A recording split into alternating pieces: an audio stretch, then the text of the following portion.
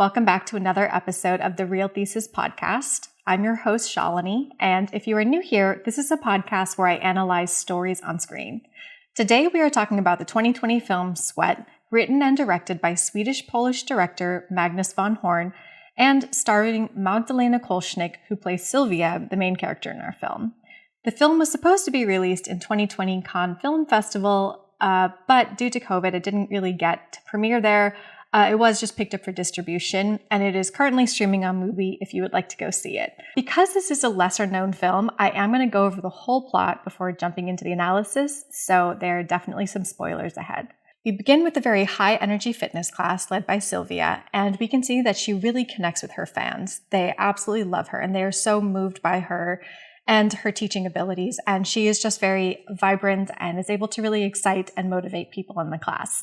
The next day, Sylvia goes to meet her agent, who tells her that she is not booked for the morning show Good Morning TVN. Moreover, the gossip websites keep talking about an emotional post she made, which has made one of her sponsors very nervous. They don't want their content to be associated with Sylvia if she's in a very emotional or mental breakdown kind of state.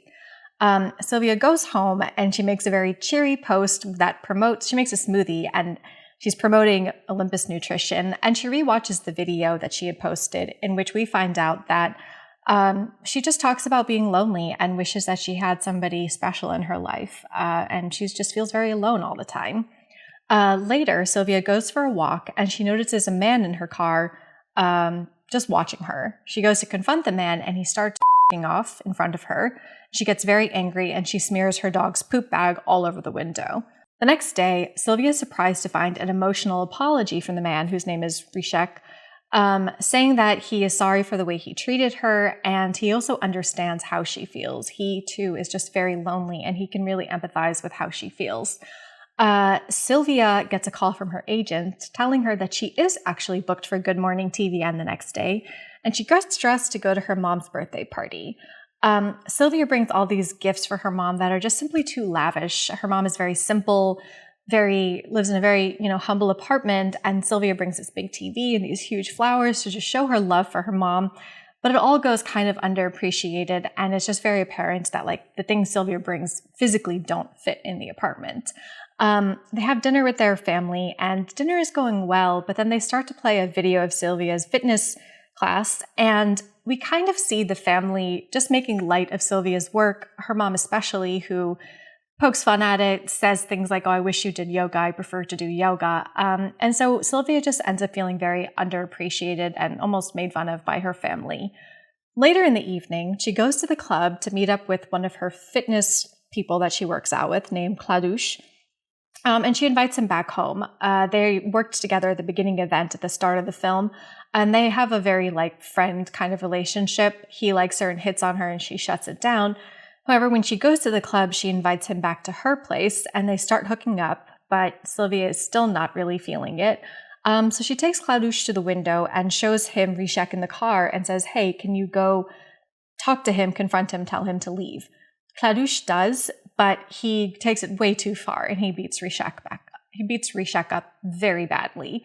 When he comes back upstairs, Sylvia is completely turned off by the way he acted, and she does not want to hook up with him. But he says he's too horny to just leave, so he sits on the couch and off in front of her. Sylvia then goes downstairs to confront Rishek and ask him to leave. However, he is so badly injured that he is really unable to drive off. So she helps him up, helps him to the car, and drives him to the hospital, and stays with him until he is taken in by attendants. The next day, Sylvia gets on Good Morning TVN, and the first thing that the hosts ask her are, "Did you really need to post that emotional video? Why can't you just be a positive influencer? Why did you have to share about yourself?" Sylvia defends her actions, and she says that there are people out there who love that version of her and appreciate that version. And she's in an emotional state, and she's crying after such a long night between Kladush and Rishek. And so the hosts ask her, they're like, "We don't have to do the fitness workout if you don't want to." And she says, "No, I want to do the workout." So Sylvia gets up and she does her fitness workout, and the old Sylvia returns. She is happy and high energy and vibrant, and she is back to being herself. And just as the workout ends, Sylvia has this huge smile on her face, which begins to fade right before cutting to the end. Hopefully you were able to follow along. I'm going to do something different, and I'm going to talk about some filmmaking aspects that really elevate the themes of this story, and then I'm going to analyze the script a bit. So starting with the film really explores these themes of isolation, and especially the isolation and loneliness that Sylvia feels being a fitness influencer. She's so popular, she has so many followers, but her fans put her on a pedestal, and there is a level of distance that she feels. And at the same time, the people who are in her life, she just doesn't feel that close to. They're not really there for her. They're not able to connect with her. So she is just incredibly lonely. Magnus van Horn uses a very mobile camera that has a very handheld feel to it. And it gives us this sense that as the viewers, we too are peering into Sylvia's life, almost like a voyeur. We get this like peek into it, but there is also a distance from it. And it's not like a story is being told. It's almost like we are peering over the shoulder. And I think that's the feel that he was intending to get with a very like handheld feel to the camera. He also relies on a lot of close-up shots of Sylvia. And this is very important because isolation is a theme, and he focuses on close-up shots of her emotions, how she's feeling, and how she's very much in her head, even when she's with other people. So it's kind of showing that, two instances are when she meets with her agent, the camera is very close up on both of them. And as they're talking, it pans back and forth, but it stays close up on both. When she is working out with her trainer, you don't even know she's with a trainer because it's just, again, it'll pan to her trainer and then to her a little bit. And I think it really shows that in her life, she is not actually able to connect with these people who she works with, maybe because they're transactional relationships, but she still feels this isolation and this loneliness, and she's not able to step out of it and connect with these people. A similar style of camera work is used for her mom's birthday because there's a lot of medium shots. There's shots of her with other people at the dinner table. And then when they start to play her fitness video and they're starting to kind of make fun of it a little bit, it goes back to close shots in which it shows that she is alone. She is not able to be present or connected or feel on the same page with the people in her life. And so I think that's a very distinct choice to really highlight how alone Sylvia is, but then also sometimes how in her head she is about her own loneliness that she's unable to perceive when there are actually people in her life. He uses very wide shots to highlight her isolation when she's in her, mostly when she's in an apartment, but other times too. It's just her in this vast space, showing how small she is in this big world. But the camera work distinctly changes when she goes outside at the end to help Rishek. The camera becomes very steady, and it becomes a medium shot that captures both of them almost at all times together. And I think that really highlights this idea that they share something. They share this loneliness. They share this, they both will go to extremes to quell their loneliness. And then Rishek, he's so injured that he starts vomiting at the hospital. He's in a really bad state. And she gets kind of she's sympathetic, but she's starting to get kind of grossed out. She is I don't know this man. When she's kind of getting back in her head, the camera reverts back to very close-up shots of her focusing on her. So I think that was very well done by Magnus van Horn. It definitely highlighted the themes of loneliness and isolation throughout the film. I also want to talk about the sound, because I have never seen a film in which sound was used as a narrative element throughout the film. And I thought that was really well done. So the film begins and ends with a very loud, high energy workout class. And then the rest of the film is just incredibly quiet. It is so quiet that you can hear when she's eating and she's stabbing the fork on food, or, when she's putting a glass down or something. Every little sound is so loud. And she also has this scene where she's making her smoothie promoting Olympus Nutrition. And the blender, to me, is very weird because it'll blend and then stop and then blend and then stop. And this is when she's also watching her emotional video over again. And I thought that was just a very good sound representation of this grating that she feels, because she has sponsors who pay the bills, who pay her lavish lifestyle. But at the same time, she's also very adamant that she should be able to post whatever she wants. And so this grating is this interruption to her peace or to her mind that she can't really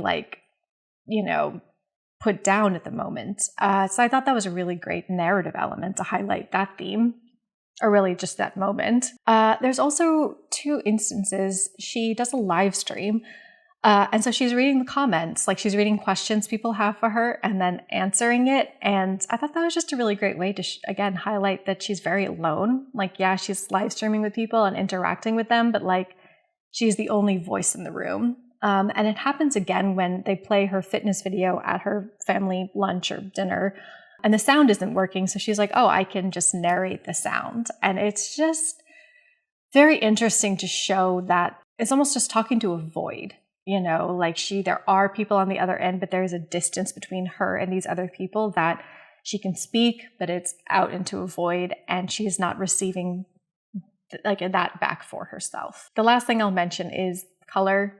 She has a very distinct color scheme to her. Like pink is very much her color.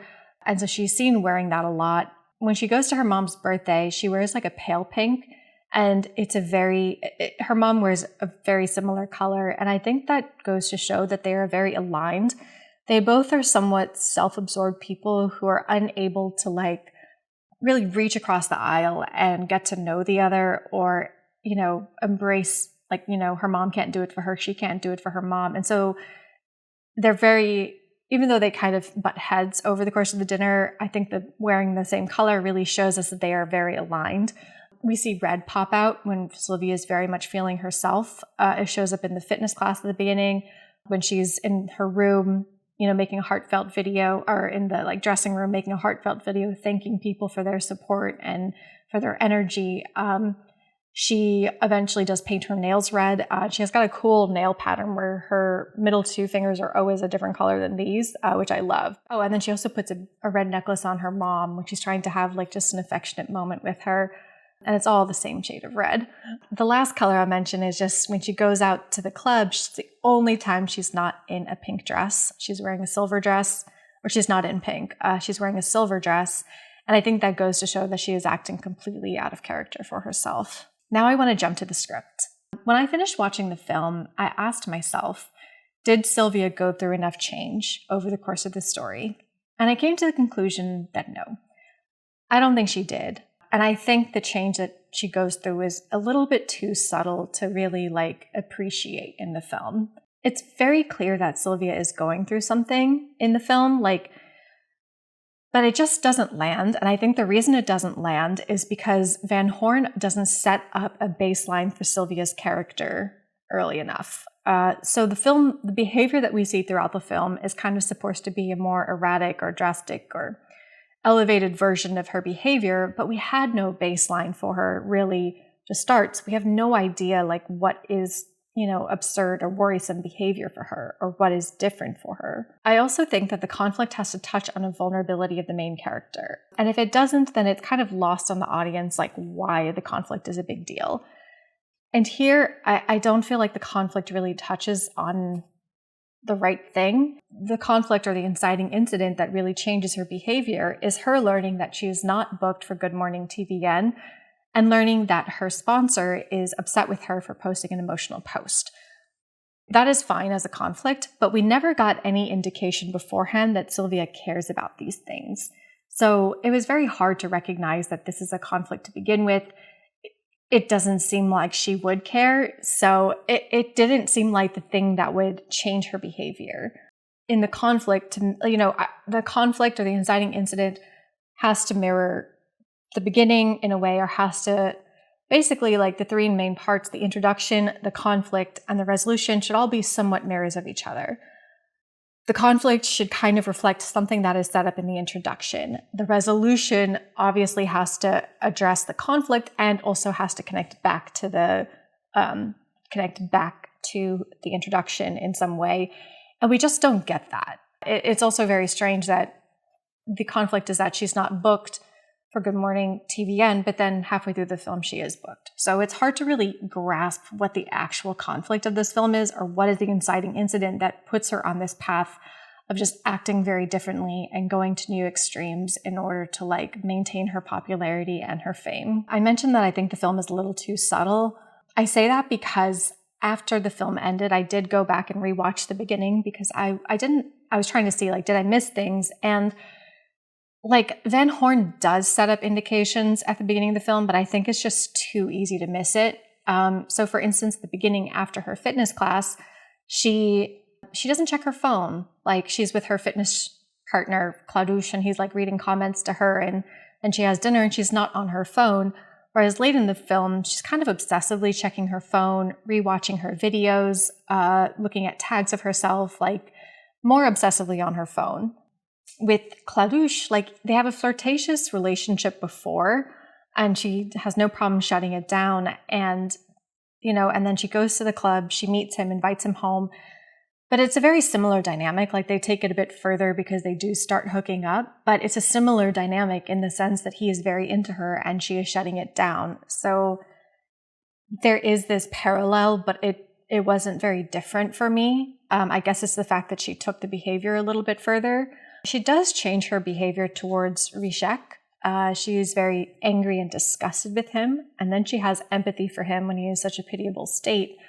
But then she kind of goes again back full circle. Like, at the hospital, I mentioned he's in a gruesome state. His face is bloodied. He's throwing up. He's falling over. And the second somebody else comes in to help, she's like, hands off. She's like, I don't even really know this guy. And she kind of goes back to being annoyed or just, not empathetic for him or sympathetic. So to me, again, that was not enough change in the relationship. I would have actually preferred to get Sylvia's story a little further down the line. I think it was told way too soon. You always have to answer the questions, why am I getting this story and why now? I totally understand why we are getting this story. I don't think Van Horn thought about why now.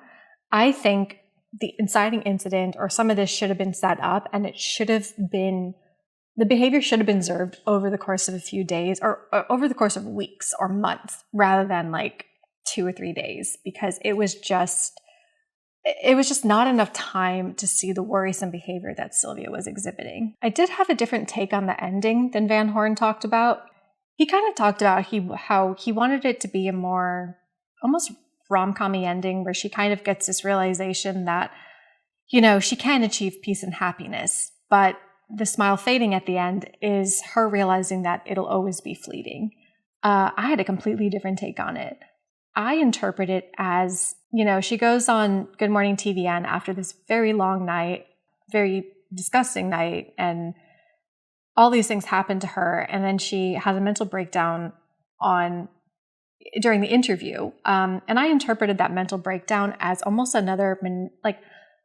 almost what she's realizing she has to do to continue to get this kind of fame, attention, sympathy, money, all of it. Like, instead of being freed, or instead of freeing herself, or instead of coming to a place of not caring, she is actually on a descent in which she realizes that she has to do more. Like, since she opened the door about being emotional, she has to almost do more and give more of herself in order to maintain this. And I deduced this because there is a scene that I didn't mention where she runs into an old friend or like a classmate at the mall, and they catch up, and the classmate says, like, I'm going through a hard time. And Sylvia confesses, like, I wish I could shut it all down. I wish I could shut down the social media. I wish I could just shut everything down.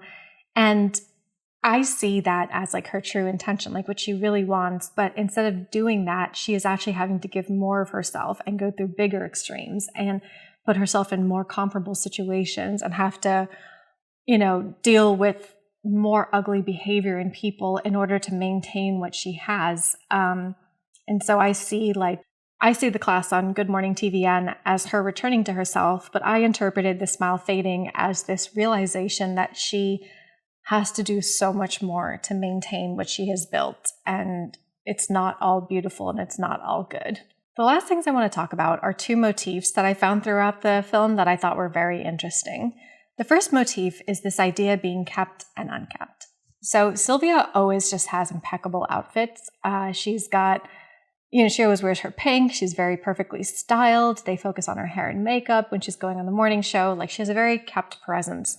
And she's not very distinctly, but she has a lot of moments when she's alone in which she's very unkept. Her hair's a mess. She wears baggier clothes. She smears the poop bag on the guy's window. She has her hair a mess. she's struggling to carry things up the stairs, or she's just struggling to get out of the car.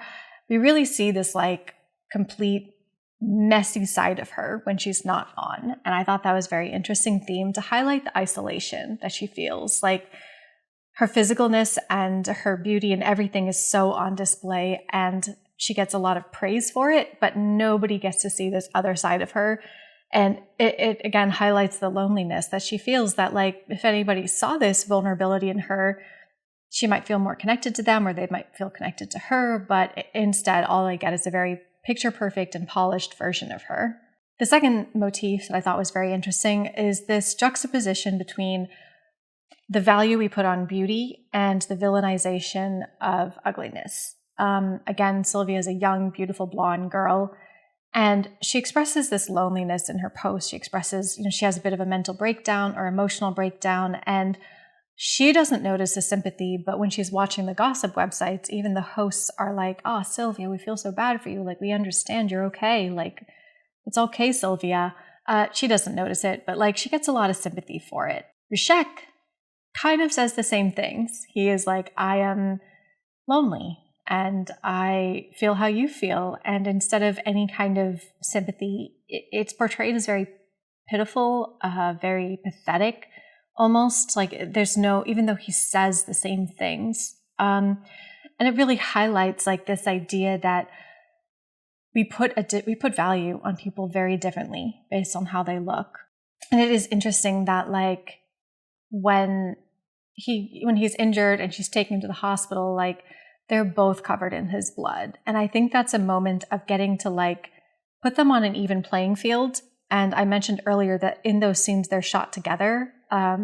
It's a medium shot compared to the close-up shots we're getting before, and it really elevates this idea that they are together in this. They are together in their loneliness, and they're also together in the extremes they will go to quell that loneliness. And it's a moment of bringing Sylvia's beauty down a bit to his level by making them both like, it's the end of the night, she's covered in his blood, they're both like in this really, rustled up state.